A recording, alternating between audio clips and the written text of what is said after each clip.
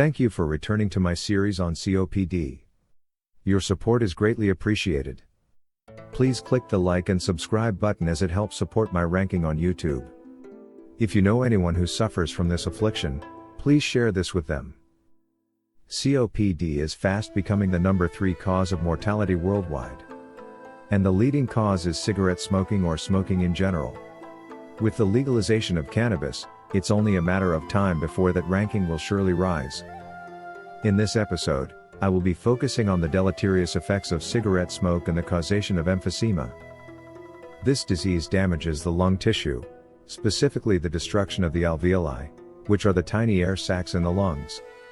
Gradually, this damage causes the air sacs to rupture and create one big air pocket instead of many small ones. This reduction in the lung surface area traps carbon dioxide in the damaged tissue and prevents oxygen from moving through the bloodstream.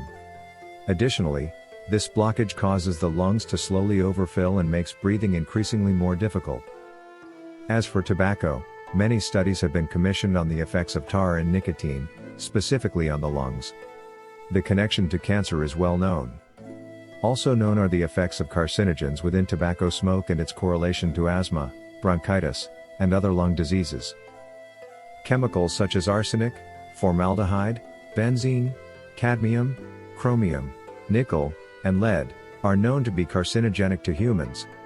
These are just some of the chemical substances found in tobacco smoke. But in defense of tobacco, smoking anything can be harmful to your life. Drying up fresh broccoli and smoking it will surely have an adverse effect on your health as well. What hasn't been studied though, is the effect of blue mold, which is inherent in the tobacco leaf. It is prevalent in the field, and some of the affected leaves are not disposed of when cultivated, and the spores on the leaves are still quite active in the finished product. It has affected farm workers with an affliction called tobacco worker's lung. One would think that it would behoove scientists to do a deeper dive study on its effects on lung tissue. Although the burning of the cigarette may kill the spores at the source of the flame, the rest of the cigarette is only warmed and the spores can survive as well as be inhaled into the lungs. The few studies that have been conducted seem to point to this being one of the conditions that exacerbate the development of emphysema. The mold you smoke goes into your lungs and is also absorbed in your mouth tissue. It can create holes in your lungs, infect them, and cause them to collapse. And while you may have quit smoking, and while the lungs eventually heal, by replacing every cell over the preceding 2 years, the spores that had been planted into a moist, fertile environment with a plentiful blood supply, continue to grow and flourish. It is believed that these fungi are opportunistic. Unlike pathogenic fungi, opportunistic fungi is not easily eradicated since it emulates human cells and can go easily undetected by the immune system.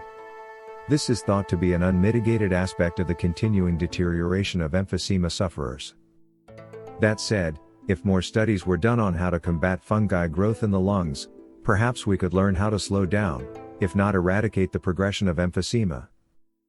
Thanks for watching. In the next video, I will take you on a step-by-step journey through a severe COPD exacerbation, from the onset of symptoms, through hospitalization, and the eventual discharge. This will give you an idea of what you might experience when this eventually afflicts you and help you to be better prepared. Just a friendly reminder, please click on the like and subscribe buttons and share with others who might find this information helpful.